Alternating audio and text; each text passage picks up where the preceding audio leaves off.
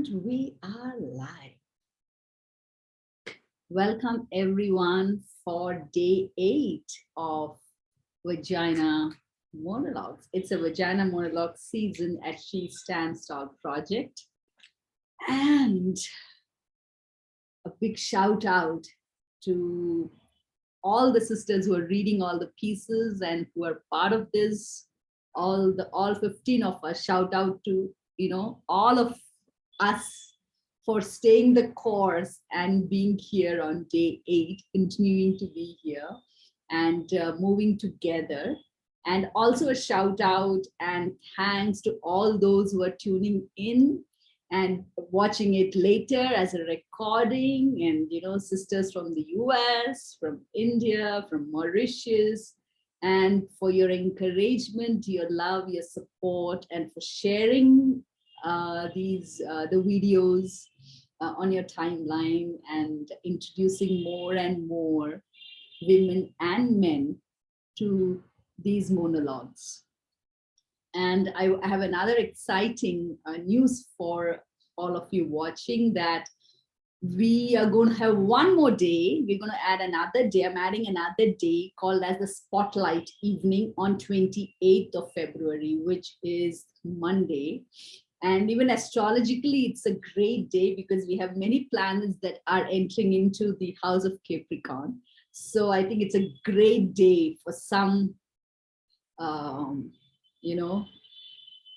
should I say, impactful beginnings. And that day we are hosting a conversation with men. So our Spotlight Monologue is going to be a piece with men, and it is based on the man prayer and a wish.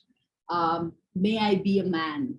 Man prayer that Vagina Eve Ensler had written, and she made a small video and inviting men to reclaim, reinform masculinity, re-image being a man and what it means, and to reinvent the dialogue. Yeah. So on Monday, I'm hoping that I will be joined by a group of men who can share about their own journey of being a man. Yeah. And so that's something I wanted to share with you all. And if you have someone in mind who would love to be part of that, a man, please message me, write to me. Okay. And so that's, I feel that's something that has to be part of this journey. Yeah. And so, and I also want to just hold space for all that we have moved through. We have come through the last 7 days. Yesterday there was a lot of intensity yesterday in our sharing and discussions, and I just want to also give it place. And I want to say this: I listen to every piece after it's over. I just watch it, and I want to just name that the whole point of Vagina Monologues is we are not glorifying the vagina. Yeah, we are actually saying that it's very normal. It's a very much part of a body. It's here. You don't have to shy away, hide, sneak around to know it, or to be it, to feel it, to touch it. Yeah, as women. Yeah. It's part of us. It's us. So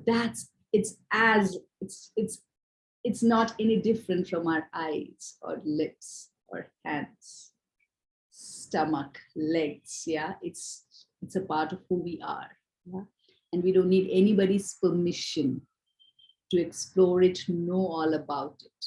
Yeah, to see it. Yeah, so that's the whole point. It is not saying it's something very special that nobody has, none of that. I just want to articulate that and to really make that very clear as well. That's one thing. And another thing also I want to just mention this is We sometimes make values and moralities, shoulds and should nots, more important than the person, and that's what we are exploring, that uh, to inviting us to start becoming present to the narratives, the stories, the right, wrong, the shoulds that we have kind of, entangled in our mind. And sometimes they become more important to protect than the person in front or our own self. It becomes more important than me. And that is what we are inviting to become curious about. Yeah. And how do we meet the person beyond these perceptions and narratives and dogmas and yeah, that we have maybe learned through culture or religion or our systems. Yeah, so that's what we are inviting to look at. So the trigger is usually a narrative or a perception. Yeah, so we are inviting you into that. So yeah, so the journey is continuing. So we moved we are riding a wave. And today the wave is, we moved through this disgust or not seeing, and then we came to a little bit yesterday of awakening to the vagina, this woman who really saw her vagina through the man. And one of the things that I personally, I know from my own life that as I started reclaiming more and more my own self, one of the first things that, even as very young, what I most experienced, especially that from the time I started bleeding and through my menstruation, is anger. So much anger. And today's piece highlights the angry vagina. That's the name of the piece. And I invite all the sisters watching to tune into your own and see how they meet in these words, and to, to give it voice. At some pieces that you resonate with, shout out with that. Whatever it is that you say, if it's a curse word, it doesn't matter. Just say it instead of holding it in. From a clenched vagina, let's release our vagina, yeah, and let the anger out. So we invite you with that, with the sisters who are reading this piece. So yes, so enjoy today's My Angry Vagina.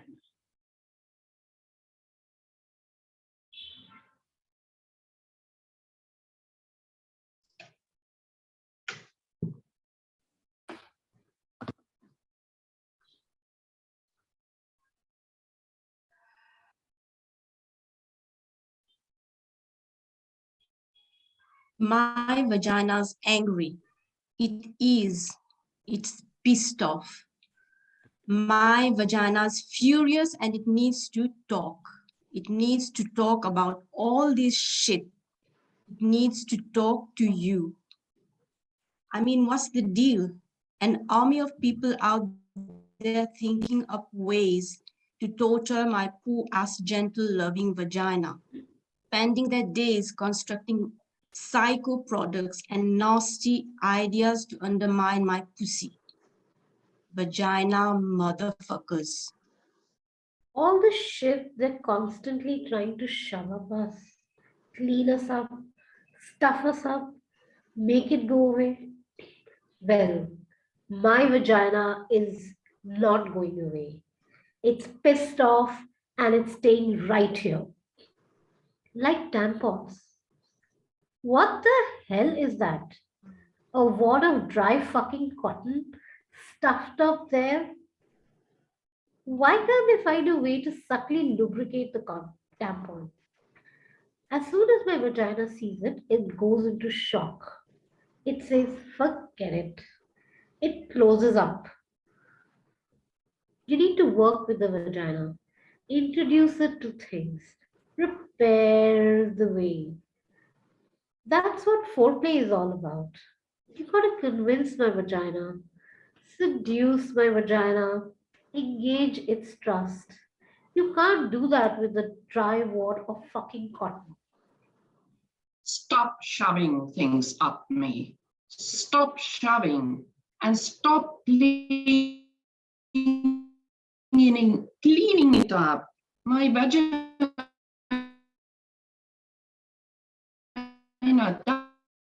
doesn't need to be cleaned to decorate it. Don't believe them when he tells you it smells like rose petals and when it's supposed to smell like pussy. And that's what they're doing, trying to clean it up, make it smell like a bathroom spray or garden. All those douche sprays, floral, berry, rain. I don't want my pussy to smell like rain.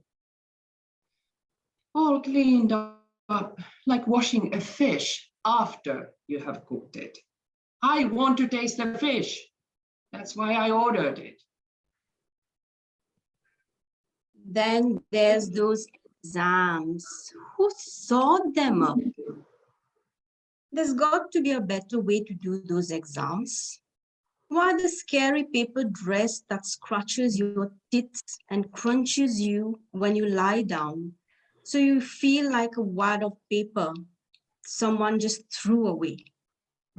Why the rubber gloves? Why the flashlight all up there like Nancy Drew working against gravity?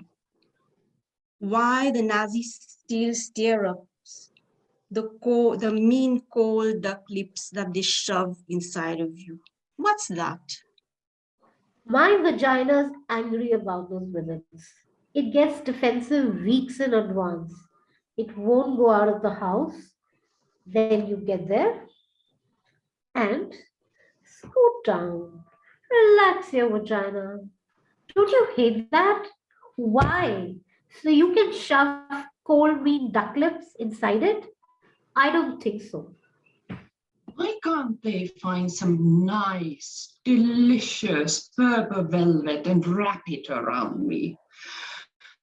Lay me down on some feathery cotton spread. Put on some nice, friendly pink or blue gloves. And rest my feet on some fur-covered stirrups. Warm. But no, more tortures. Dry wad of fucking cotton, cold duck lips, and tongue underwear. That's the worst. Tongue underwear. Who thought that up? Moves around all the time, gets stuck in the back of your crusty butt. Vagina is supposed to be loose and wide, not held together. That's why girdles are so bad. We need to move and spread and talk and talk. Vaginas need comfort. Make something like that. Something to give them pleasure. Oh, of course they won't do that. Hate to see a woman having pleasure, particularly sexual pleasure. I mean, make a nice pair of soft cotton underwear with a French tickler built in. Women would be coming all day long, coming in the supermarket, coming on the subway, coming happy vaginas. Oh, they wouldn't be able to stand it. Seeing all those energetic vaginas. If my vagina, it would talk about itself like me.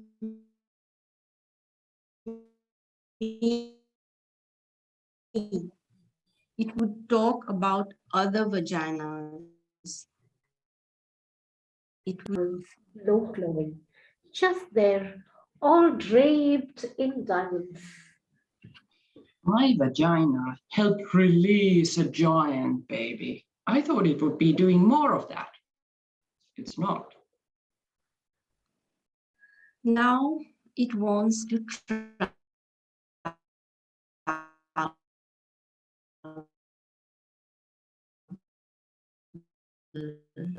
Doesn't want lots of company. It loves sex. It wants to go deeper. It's hungry for depth. It wants kindness. It wants change.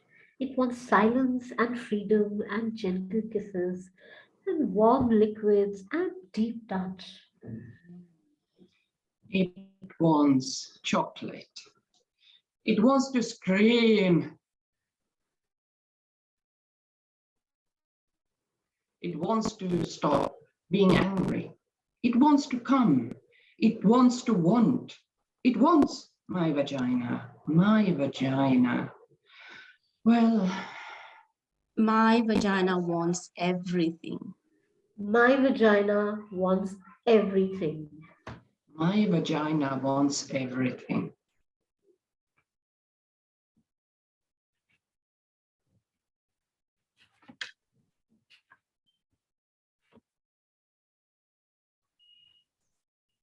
And my vagina wants everything. So, just want to take a moment at that piece as I welcome back the sisters.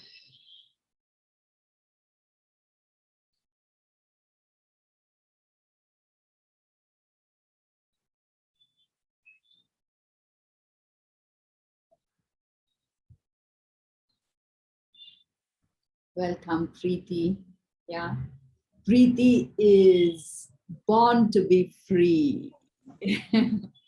And we have Pratibha. Pratibha is the soft, wild, witchy, laughing spirit reclaiming her pussy power. And we have Sari, a mystically oriented seeker and educator. And we have Megha joining us. So let me bring in Megha as well. And well, Meghna Aigi is here. Do I see? Giggling womb, laughing vagina, swaying hair, budding breasts, daughter, sister, auntie, granddaughter. Welcome, welcome everyone.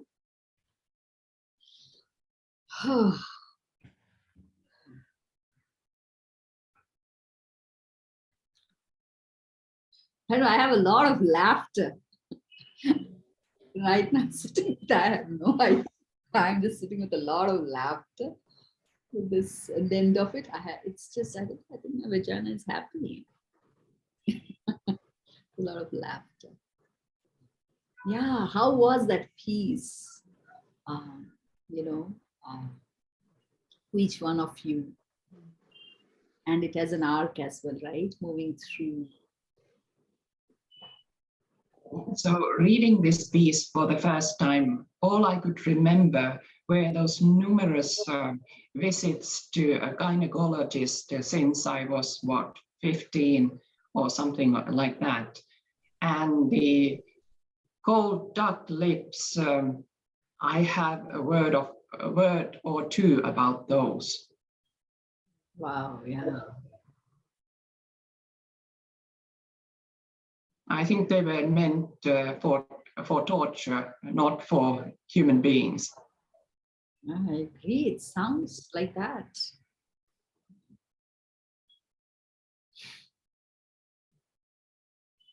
And I'm just, as you talk, I'm going to get an image of this because I think many people don't understand what women go through, you know.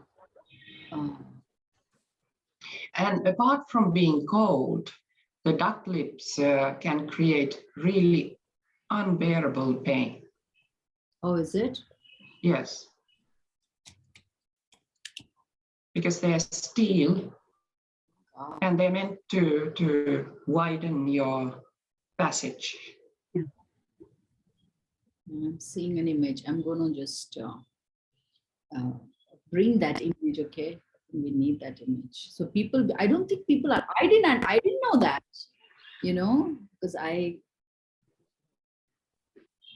I'm going to bring this image just so that, especially, you know, men as well, you know, to know what women really go through, you know, these are not. Yes, it's like living in the Middle Ages all over again. Yeah. Okay. Did we? I think we Preeti we kind of process. So I want to show this here. This is this, am I, Yes. that's it, right? Okay, I'm going to just show this so people know these. So this, this is the kind of the mouth part, right? This one. Mm. This is what goes inside the vagina. Mm. Oh my God. And then it spreads. Then they open it up. Yeah. Yes.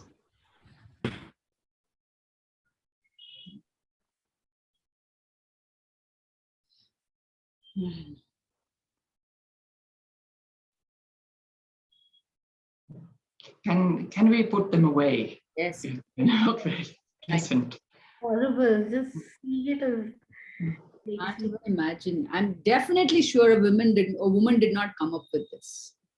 There's no way. Well, it's I think I'm a product of a time where medicine was on an upward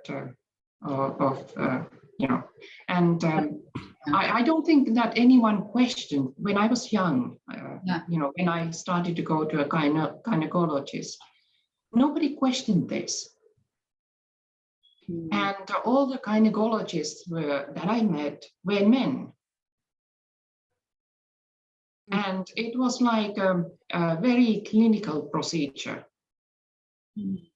when it was not. There were also other kinds of experiences. So some of the experiences were extremely uncomfortable because of the doctor who sort of behaved in such a way that would be questionable nowadays. The kind of questions and leering but that was then. It wasn't considered important at that time. I mean, the 70s. Because what I remember in India, like when I started bleeding, my bleeding wouldn't stop for nearly a month. So I had to visit to the gynecologist, and there was no instrument. Even that was so traumatic for at that age, right? Nobody prepares you that, but this was a lady. Because all in India, we have so many women gynecologists. So, I mean, she was with her hand is what she looked and she saw and all that. Now, when I think, I feel, oh, even that was traumatic for me. Suddenly, someone is, looking at my vagina at that time. But I can't even imagine if they had used an instrument or something like that.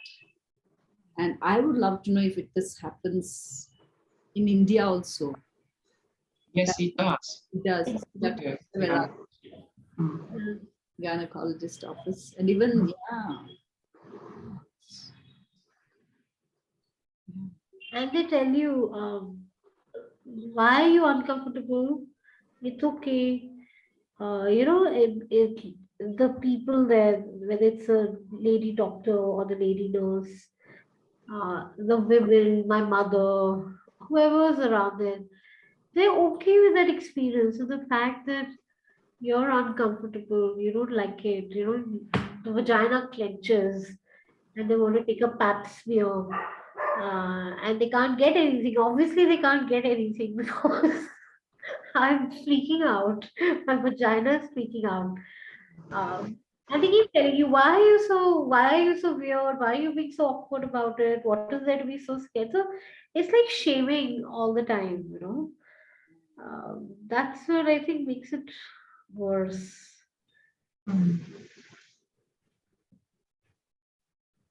I can't even imagine, Sari, what you went through with male doctors. You wouldn't even get it. But even women doctors and nurses, they know better, I think. I think what has changed most is the attitude. I mean, the doctors are very different from what they used to be. I mean, some doctors, not all, but there's this, and there's more awareness both sides, if you're lucky. and you say both sides is the client and the doctor. okay. Yeah. Because isn't it funny? Have you noticed that the most referrals women seek are for gynecologists. Yes. They want to have, do you know a good gynecologist? Yeah. Yeah. True. There are some very good gynecologists in Bangalore, women who are very phenomenal, who are very in tune with this work also. And so many, though I have never gone, I usually am like a Ayurveda thing. So I rarely have visited like that. And I usually examine myself and, I don't know, that's my thing. And I don't know what's right or wrong, but I just follow that. For now, I trust my body right now, and unless my body tells me something else. But yeah, it is. I've heard some really traumatic stories from women, and they shock me. You're lucky you're that part of the country. You should What- come to. You're what's- lucky. You're lucky you're that part of the country. You should come to North I India. can't imagine. I cannot imagine. Oh my God, I cannot imagine North India. Especially MP. I can't imagine literally. I don't know how was it in Mauritius, and how has are there more conscious move? No, is it? You're just nodding. You're just saying no. The same question that Tari said, like we asking a good gynecologist. Like last Sunday, a lot of his merchants, he said, like those who are touching Shakti ships will be met. And the question came again. The question comes over and over again.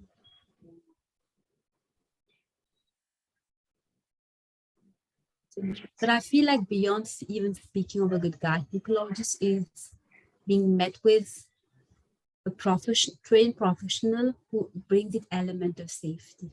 Yeah. Who instruct that I'm going to do this to your body now. I'm going to do that. To invite you along with what he or she's going to do. I haven't seen that yet. I haven't heard women from here say they've met gyneco who do this. Explain. But I'm sure there must be that hopefully not everyone is the same, does the same way. Yeah.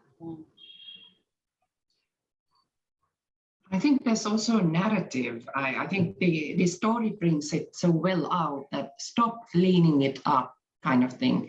That, there was this, when I grew up, the idea was that you have to go to gynecologist at least, twice a year or at least once a year if you're a bad person. That all the time you should be visiting. And now the narrative is, it has changed. Recently, one medical doctor, a lady, said that, no, you don't need to go every year. I mean, there's a change that in a way you felt bad if you didn't go, like, I'm harming my body. There can be all these viruses and bacteria and whatnot, who knows what. And I need to go, otherwise I'm a bad person. Interesting. I don't know if you have had, you haven't had this experience. Yeah. Oh. Mm. Because I come from in a culture where my mom has never gone to a gynecologist her whole life. Yes. Right? And I can't even imagine how it is to live in such a culture where you're not in this narrative. Yeah. And these are narratives. Right. And what I learned from my mom was that, if you're bleeding irregular and she never experienced pain either. My mom had none of those experiences. When I got pain, she was like very shocked. She didn't know what to do because in her generation, she never saw anybody having that kind of pain. I used to pass out literally with pain. And my sister didn't have pain either. But so my mom said, your health is connected to your menstruation. Her whole life she had that. She'd never had menopause. One day her blood just stopped. She didn't have hot flashes. I heard all that when I went to US. So I would call my mom and ask, did all that happen to you? Did you have, she said, what are hot flashes? I said, you feel very hot. She's like that. Around 50, it just stopped. One day it became like 6 months, but somebody would come, nothing, it was fine. Like, so I was like, okay, there's a different narrative here. And I remember that when I was in the US, as I was moving through this whole, I was going through a divorce, there's so much trauma I was navigating. I started having hot flashes. I was beginning to have this whole imbalance.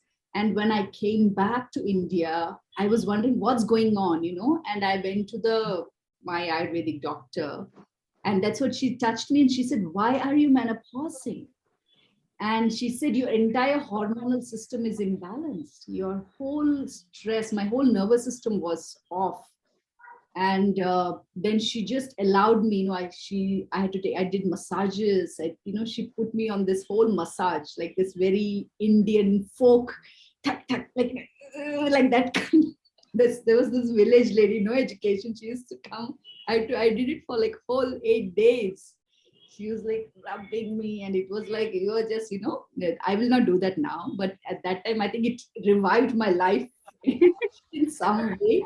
But the thing is, after that, I have never had that.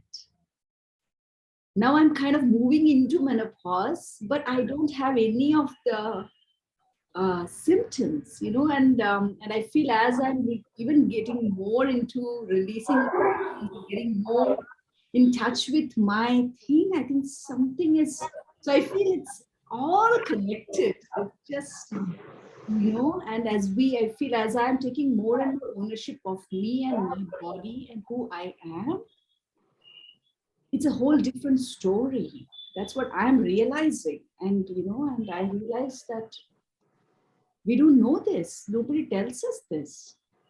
It's not written anywhere. We are not being told this, yeah, yeah. You think it's very interesting that you say that your mother's not been through any of those symptoms that menopause is connected. I think it's also conditioning that we're constantly, thanks to internet, thanks to the current medical narrative, just constantly drummed that this is what is gonna happen to you, and then you start manifesting that. Your body starts believing that that's what it has to go through. It's so weird. I've never heard that menopause is not supposed to be associated with these things. Yeah. Yeah, it's interesting, right?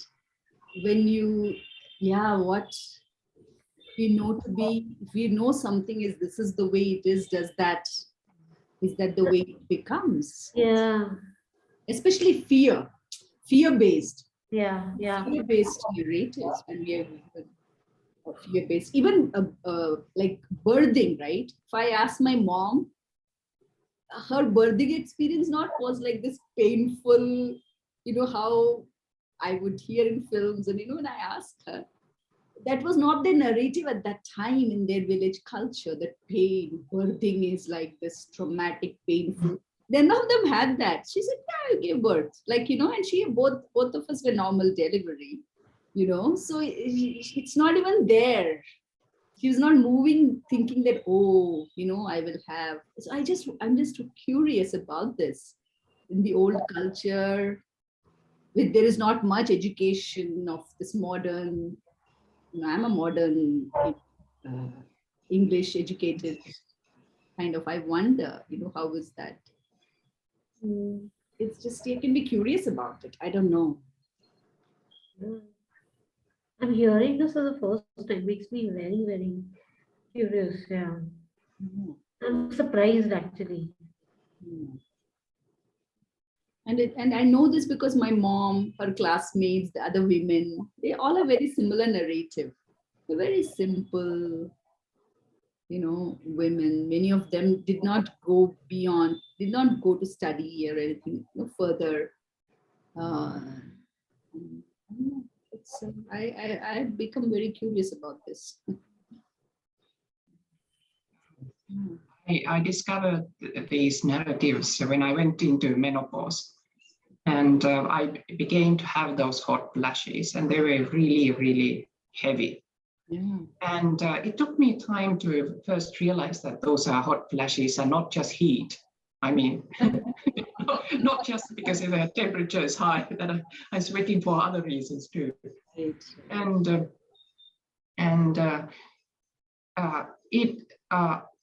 I had to go in and really start wondering that why am I experiencing this? And I came across a lot of anger, a lot of stress.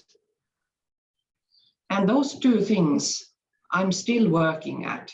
And I realized that the nervous system, and I'm wondering why it's called nervous system, is so central for this.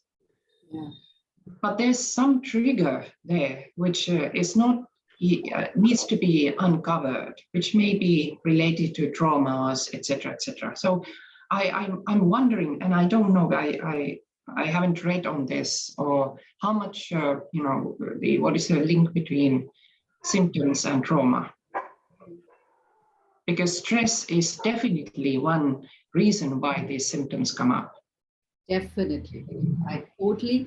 And my one, when I do the circadian rhythm and I was studying that, one of the things that I really kind of, I hope there's more research that is done on it, but I feel like the pituitary gland is connected to the ovulation. And the pineal gland, I feel, is connected to menstruation because it's connected to melatonin and darkness and night. And I think that and rest. And our ability for sleep. So sleep and restfulness. And I feel melatonin has a lot to do with our menstruation and menstrual cycle, healthy menstrual cycle and a healthy circadian rhythm. Really, I think has an effect on our, the rhythm. Because, it has a rhythm is what, I mean, I hope there are more research done on it. And but I have a very strong feeling about it. The way melatonin is described, the kind of mystical it is, it has to have something to do with the blood and bleeding. And what are we talking about? Yeah, and I feel like bleeding is connected to health. I know our menopause is connected to our bleeding and bleeding stuff, right? Yeah. So yeah, and all the stress and all that circadian rhythm offset affects hormones. It affects our endocrine system. I mean, it is so melatonin affects so many of these things. So it's interesting to see. Yeah. What else about the piece? What else in the piece where you that you guys want to? Is there anything particular about the piece that made you more angry than the other parts? When I was 15, go ahead. Go. As I'm reading and following other sisters' readings, the more I feel like there's a huge attempt to control the health, the mental health, women's health, men's health. Yeah. And throughout this reading, there are so many products mentioned here: tampons, douche sprays, different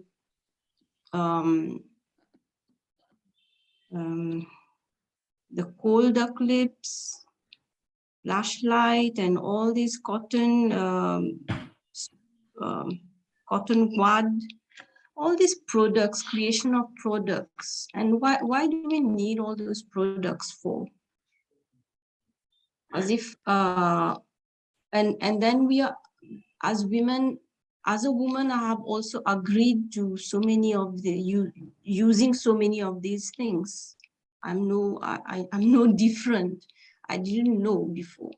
I was really ignorant. So it's like a vicious circle cycle, like we are agreeing to, and they're making more products, and we are believing that the vagina must smell like this, must be in a certain way, be a certain shape, and as if it's again just fueling the businesses again and again.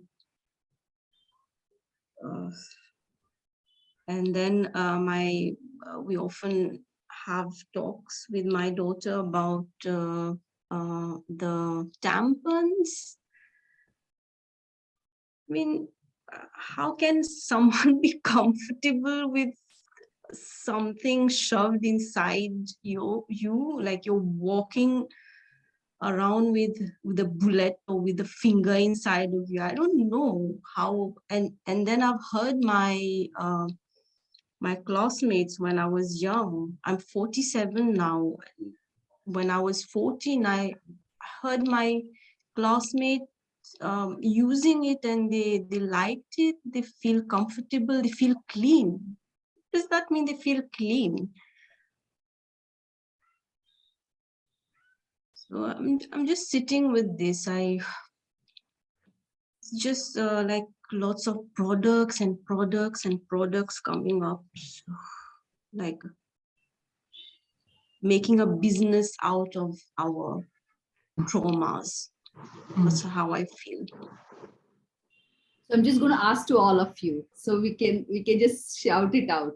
Do we need products to clean our vagina? No. Let's just say this out to the world. You don't We need. can do it in our own language so people hear it. Need no products, because I see now we have famous Bollywood actresses come on these vaginal wash. There's some I forgot the brand. Some brand now has come to India also. They this. Vidya Balan does it out of all the Vidya women. Balan, yes, Vidya Balan does it. Yeah, it's a Vaginal wipes. Oh my God, I didn't even know that. That designer wipes. So Yeah. there are designer wipes for the vagina. God, it's a And vagina whitening creams. Huh? Yeah, you were telling that, Preeti. Yeah, there is vagina whitening creams. It's yeah. You need none of that. Here we are as women, It's like somebody telling us that how we naturally are Yeah. is not okay. If you wore a nice soft cotton panty, it is called a mama panty. But if you wore those nice lacy thongs, then that's sexy. Wear high heels. Otherwise, because mamas wear flats. It's like the more pain that you're in, and the more you alter yourself. That's what makes you acceptable. You get a guy, you'll be sexier, you'll be more successful in your job. It's all of that, It's like denying who you are. Nobody wants to see you like that. You need to be better groomed. Grooming means fitting into a certain body image. Have straight hair, so women with curly hair will spend hours straightening their hair. Uh, People with straight hair will spend hours putting waves in their hair. So we just deny who we are, and we've got to be something else. And that's what makes me bloody angry. I mean, uh, I didn't sign up for this. I don't want to sign up for this. What does it mean? How does it? Okay, I can be myself, but I have to exist in society. So, what does it mean for me when I'm getting married? What does it mean for me when I'm in the workplace? How do people look at me? So, there's a lot of backlash. It may not be spoken, but there are these undercurrents. There are decisions taken based on that, which may not always work for us. And that's not fair.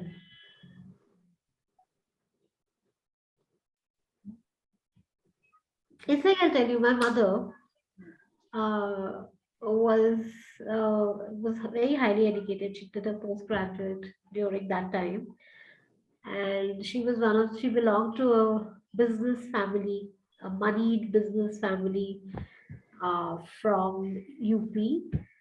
And when she was getting married, she was one of the first few women in her family who were working, and she worked as a teacher in a school. She had to quit her job because it was not right for women to work. She was wheatish in complexion, so in the arranged marriage market, she was not good enough. I'm short. So I was told that, I will not get a catch. I will not get a good guy. They have to pay more dowry for me. Though I'm highly educated, but that's how I was made to feel. And I said, fuck you. I'm not going to get married if I have to buy somebody's affection. But every time I met somebody, I was told that. I was made to feel like that. So, who are these people and what the hell is their problem?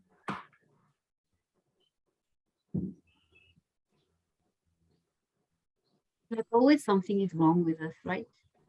Always. Yeah. If you're tall women will hunch and walk, short women will wear heels.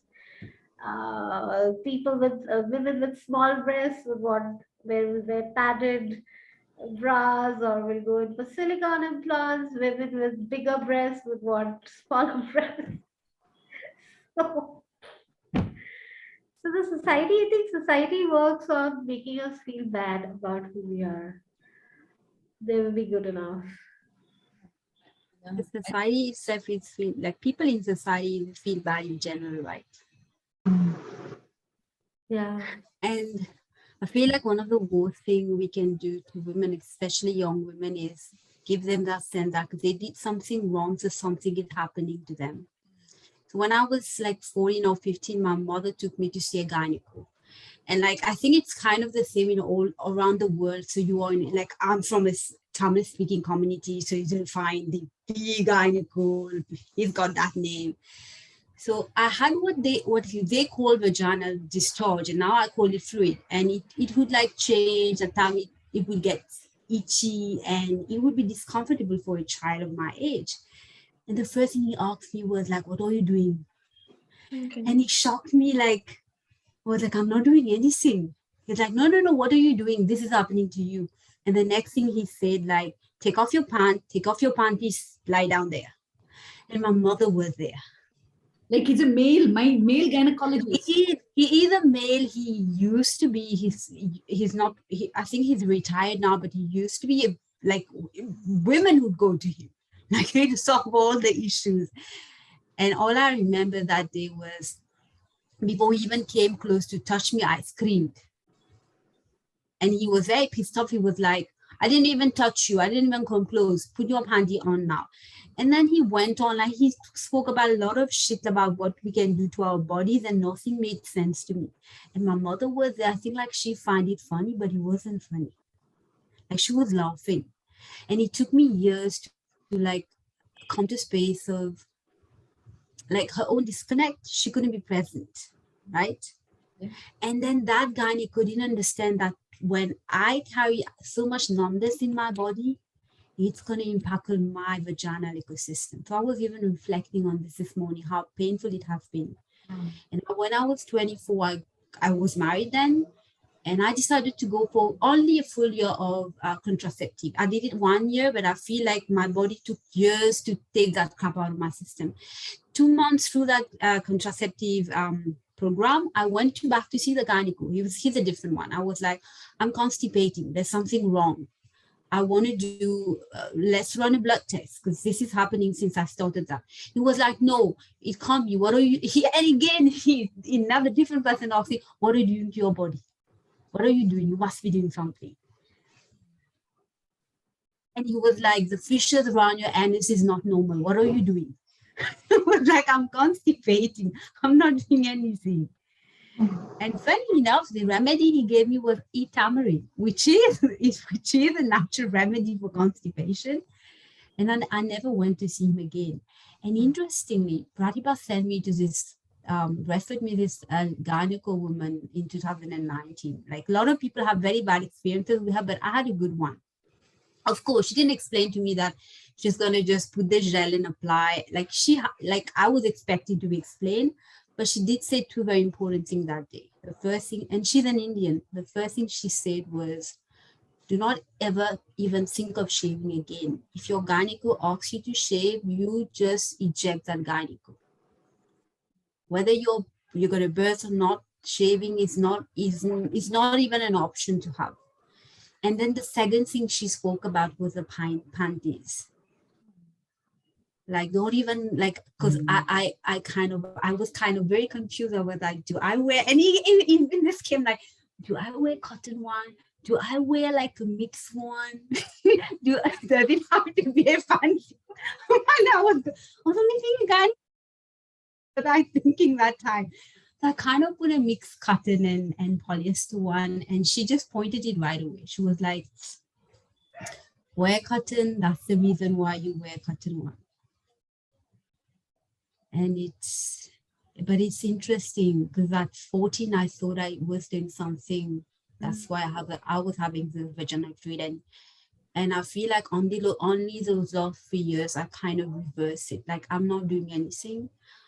I feel like even especially for women who will be hearing that, because it can be a lot. How do you even live with a man when there's so much energy and trap and it get triggered, and then this intelligence down there is going to find her way to balance, and she will protect, because she's always like, she's deleting that cells, right? Yeah. She's cleaning. So she'll clean my gut, she'll clean everything. And it's painful. It is very painful, like itchy, sore, you can't explain what's happening there.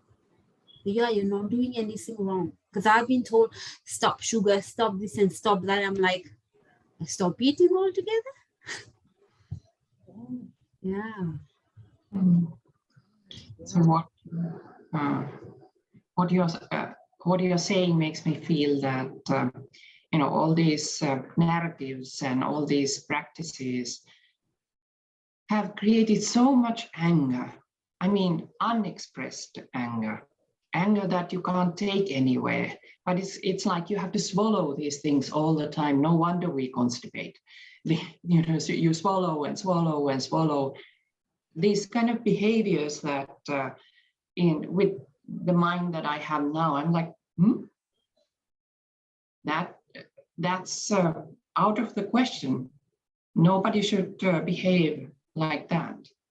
But it's still true, because this kind of this requires so much self-work. And it always feels like you're up against in the self-work, right? It's, I mean, I'm very grateful now that we have this community, and I've met all of you, and we are on this journey, and I met my program, I met my teachers, but I just wonder, before that, if I see myself as, it always felt like I was up against. It was just, God, why doesn't nobody get it, and why, if I choose not to conform, then it is such an uphill journey at every moment. It's like, it's not, yeah, it's like, even like Megha, when you shared about contraceptive in marriage and all that, I remember that actually, even when I had my bleeding, which didn't stop when I was young, my doctor just put me on, she never said that it was contraceptive. My mom had no, because she never did any of this in her life. So, and we just trusted the doctor. But the minute I stopped, I had to take it till my blood becomes regular. But that's when the minute I stopped, I started having pain. I didn't not have pain before that. and I had such pain. And I'm learning this from so many women, that when you take contraceptive and when you pause, it takes so much time for your body to come back to its normal rhythm, because you're no longer in a rhythm. Your rhythm is suppressed and it's a false movement. Contraceptives create a false, it's an illusion of the rhythm. There is no rhythm actually, right? Because it takes out the egg before it's, so it's out. It's just, so this, then, the pain that many women go through. I think even contraceptive, I remember when I was taking it, I knew that this is not me anymore. I don't know if any of you guys had that feeling. I felt this is not me. What's happening? My body, nothing was in my control. I was like, what's going on with me? I feel so off. I feel so off.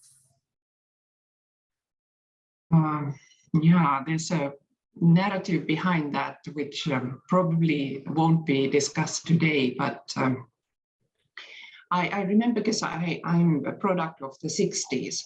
Yeah. And the 60s was the decade that all these contraceptives came. And the 70s was kind of a liberation, at least in the European context, and perhaps US context too. Yeah, you would have this. So the contraceptive was such a miracle thing. I mean, the pills, such a miracle for many, and it was called a liberation from the tyranny of menstruation, kind of thing. So the thinking was very different. So in that context, you don't question it. It's like the narrative is more like, yeah, this is good for you. You get to control, like Pratima was saying, that it's about control. You get to control the cycles of your body. And I remember when I realized that, and I had this terrible feeling that, what have I done to my body? Why did I need to control it? Of course, at that time, there were many reasons, not just one. But the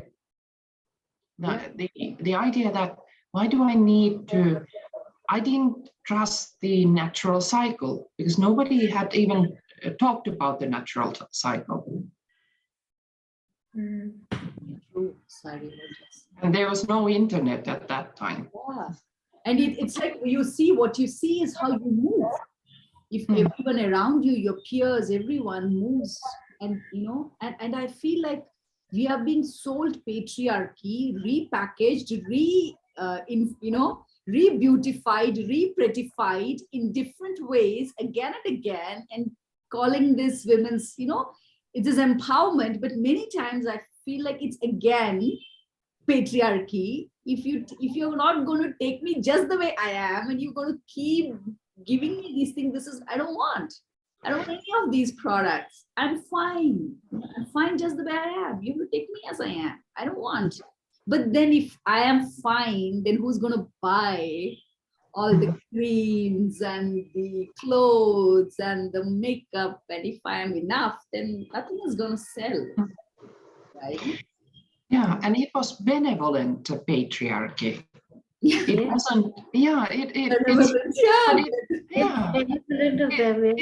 it was kind of, we are supporting you. We are making life much more easier for you. How can you rebel on that? Being ourselves, and our ancestors, they had less, they had nothing, and they were much happier and healthier than us today. And now we are having so many products, so many things to perfume ourselves and to put on our face, and to wear all these designers tongues or whatever you call them. Doesn't make you feel better. and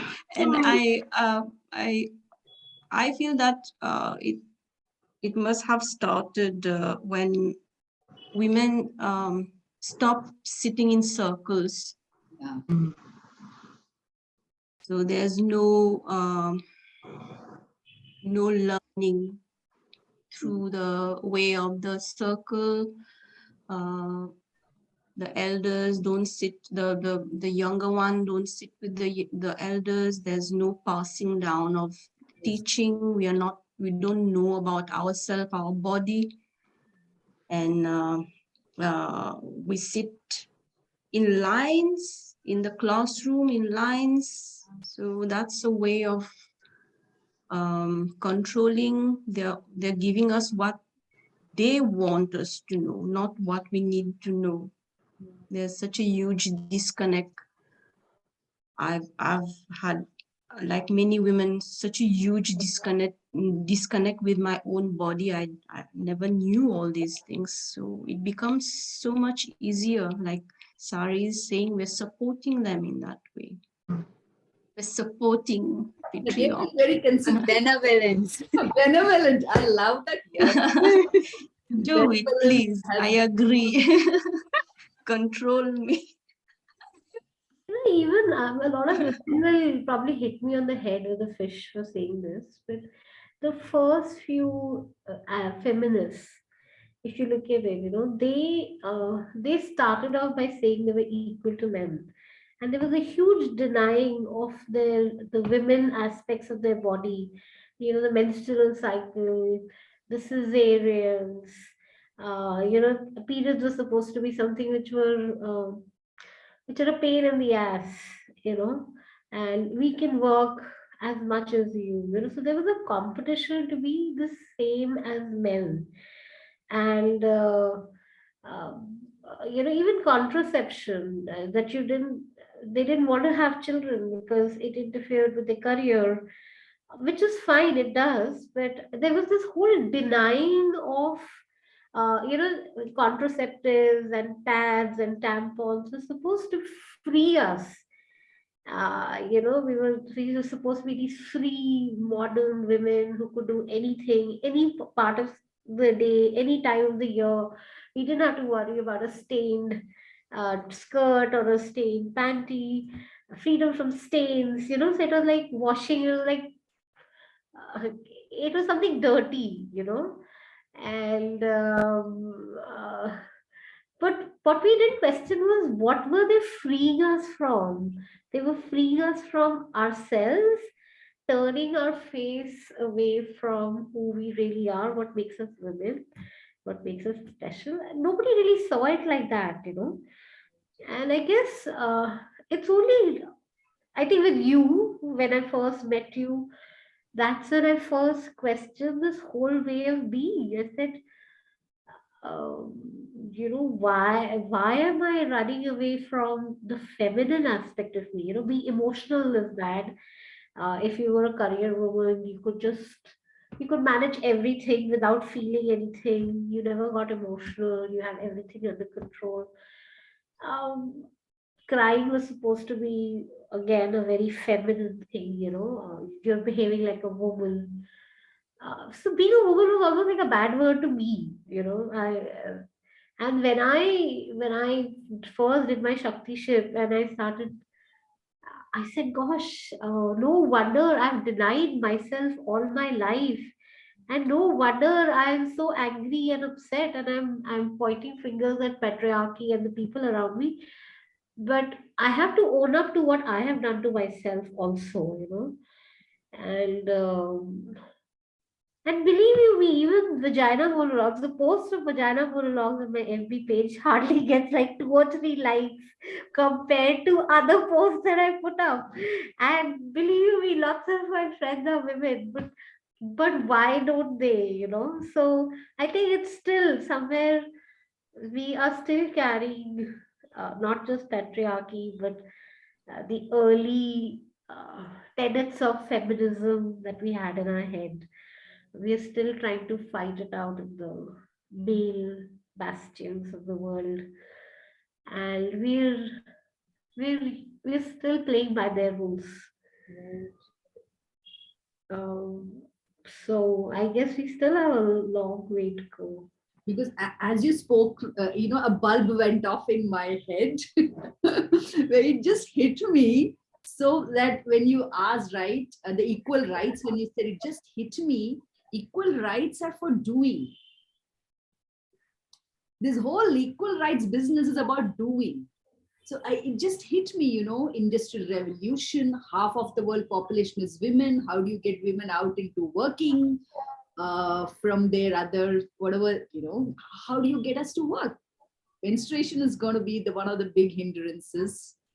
Children, our uterus, our whole rhythm is going to be our biggest thing, you know, and you have to get us to work and to sell and to create and to, you know, so, and it's just interesting because when we talk about equal rights, we're only talking about doing. We're not talking about the being at all.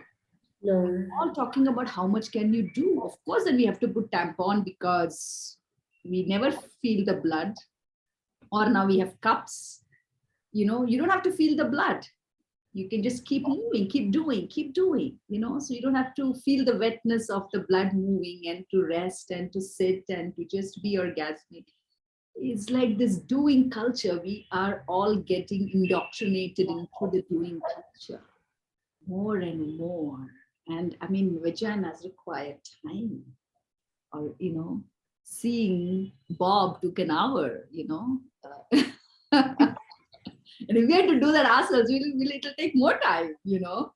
So if we had to really feel and know who we are, that's not a doing movement. It's a different U-turn, right? And that is, I think that's not the direction the world is going. I feel it's such a different, I think it's for each one. And it's not just women, even men, you know. I don't even know how many men watch this or, you know. Yeah. Yeah, that's a prayer for me. Yeah, worse for men. We are so disconnected with ourselves. Obviously, we're competing with men. Where are they going to run? So, I mean, how much of it's like, you know, they can't express themselves. They have to be strong, and women are stronger. If we are competing with them at their own games, then I guess we're pushing them also in a direction of patriarchy.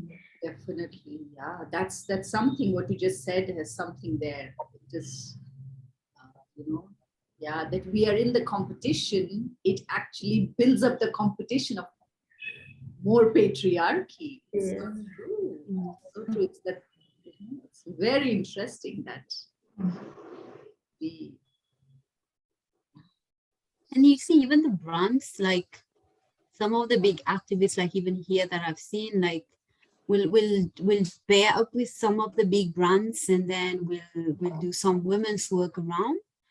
And for years, I'm very present to that. It's not about brands are bad or good or whatever, but like, can we inform each other's work and we inform and then maybe educate and then decide not to partner? Because like at one point there was this thing going on and I commented, and it was like a brand associating with one women products brand, and it was about women empowerment, but they were going to partner on this vaginal wash stuff.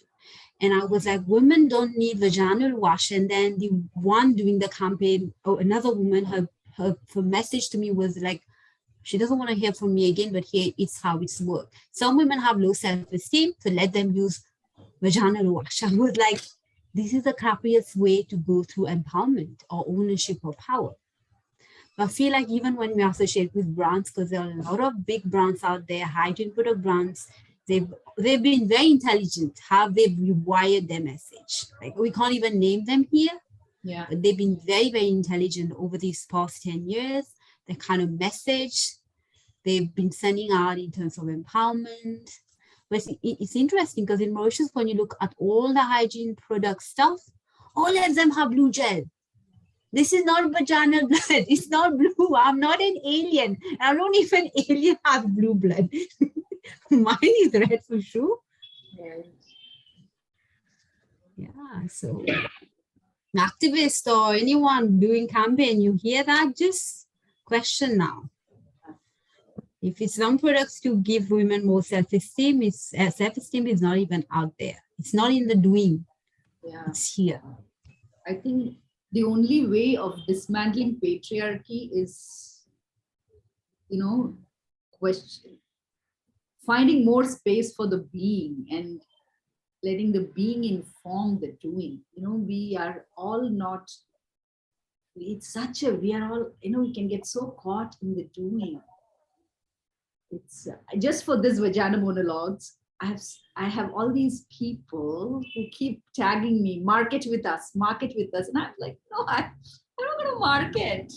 I don't want to market vagina monologue.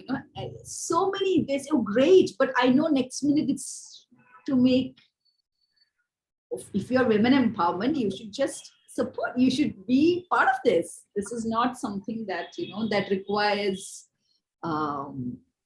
It's yeah, some like we'll partners. It's a very weird, and I always feel like again we're back to the same consumeristic exchange.